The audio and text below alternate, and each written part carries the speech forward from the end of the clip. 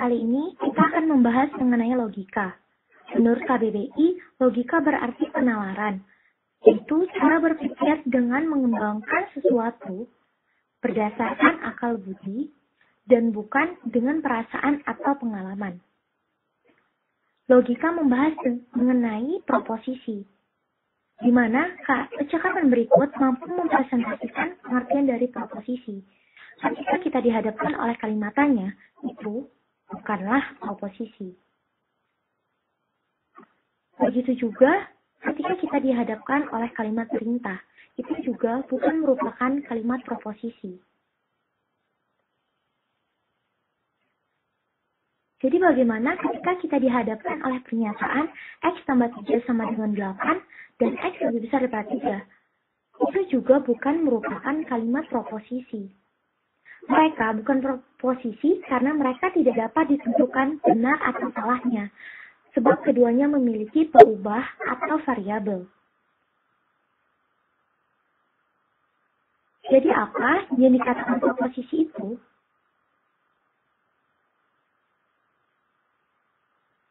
Proposisi itu selalu dinyatakan sebagai kalimat deklaratif atau berita dan mengandung nilai benar atau salah, tetapi tidak keduanya.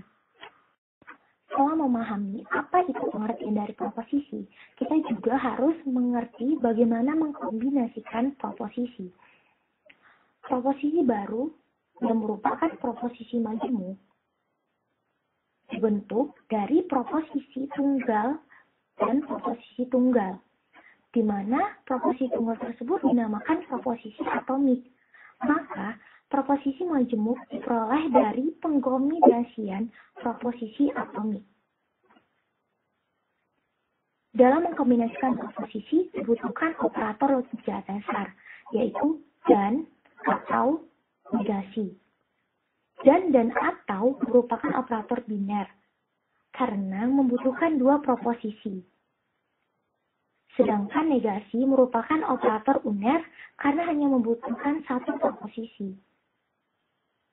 Ada 3 macam cara penotasian proposisi majemuk, yaitu konjungsi P dan Q dinyatakan dengan notasi P dan Q untuk proposisi P dan Q.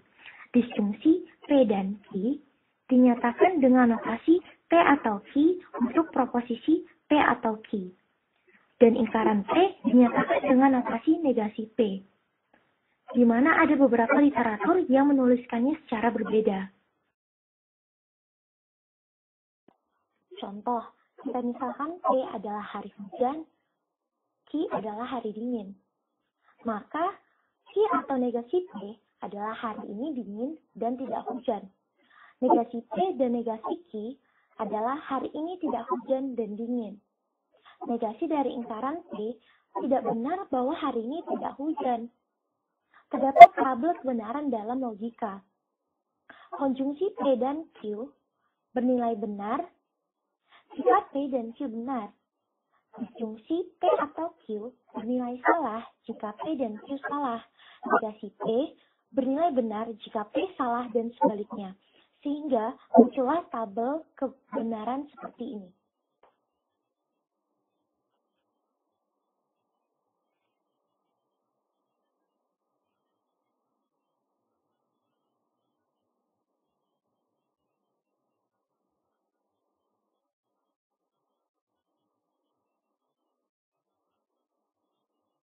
Proposisi bisa dikatakan tautologi atau kontradiksi apabila dapat dibuktikan melalui contoh berikut. P atau negasi P dan Q. Jika menggunakan tabel kebenaran, akan muncul tabel kebenaran seperti berikut.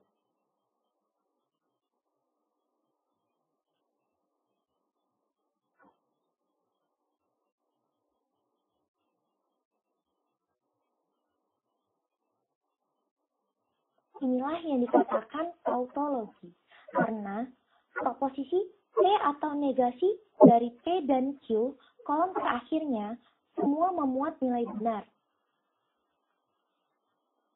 Sedangkan kontradiksi adalah kebalikan dari tautologi,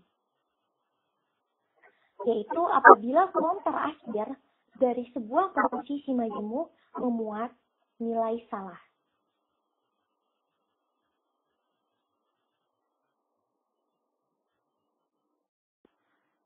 Suatu proposisi majemuk dengan proposisi majemuk lainnya bisa dikatakan sama atau ekivalen jika mempunyai tabel kebenaran yang identik. Contoh, negasi P dan Q ekivalen dengan negasi P atau negasi Q dapat dibuktikan melalui tabel kebenaran sebagai berikut.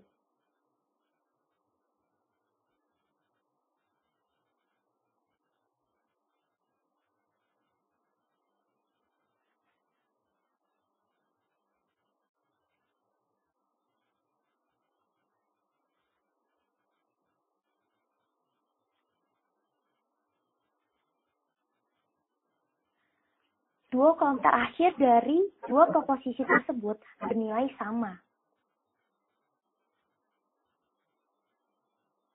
Maka mereka dapat dikatakan ekivalen. Selanjutnya, disjungsi eksklusif. Jika sebelumnya disjungsi yang dinotasikan dengan atau bernilai benar, apabila antara P dan Q bernilai benar, atau kedua-duanya benar. Ini dikatakan disjungsi inklusif, tapi disjungsi eksklusif bernilai benar jika salah satu P dan Q bernilai benar, tapi tidak kedua-duanya. Contoh, pada perlombaan di stasiun TV, pemenang akan mendapat sepeda, tapi jika pemenang tidak ingin membawa sepeda, maka pihak TV akan mengganti dengan sejumlah uang. Maka dapat ditulis dengan proposisi sebagai berikut. Pemenang lomba mendapat sepeda atau uang.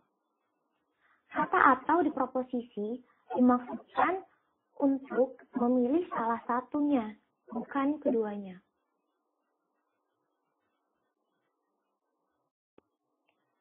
Terdapat hukum-hukum logika proposisi. Yang pertama, hukum identitas.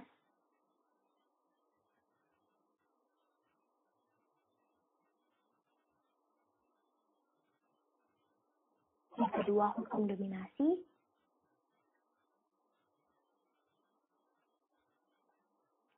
Yang ketiga, hukum negasi. Empat, hukum idempoten.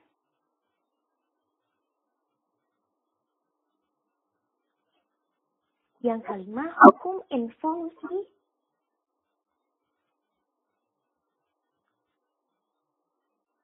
Yang keenam, hukum absorpsi. Yang ketujuh, hukum komutatif. Kedelapan, hukum asosiatif. Kesembilan, hukum distributif.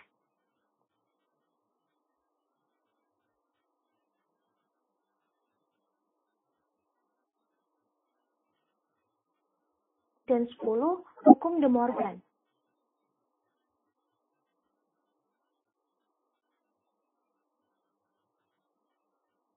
Kita disuruh membuktikan bahwa P atau negasi P atau Q ekivalen dengan P atau negasi Q. Berdasarkan logika, proposisi ini terbukti ekivalen.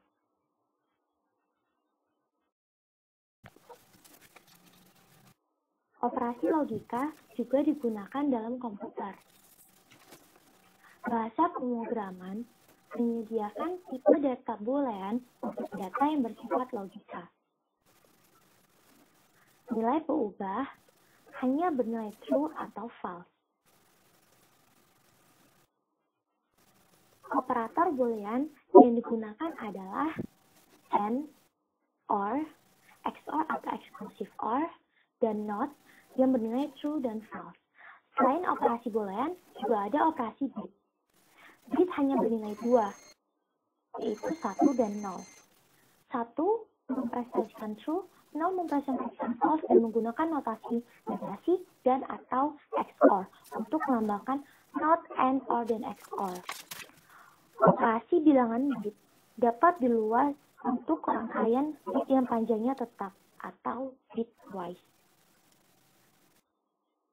Dua buah rangkaian bit yang panjangnya sama bisa dioperasikan dengan 3 operasi bitwise. Contohnya, di bawah ini dapat dioperasikan dengan 3 buah operasi bitwise, yaitu bitwise AND, bitwise OR, dan bitwise XOR.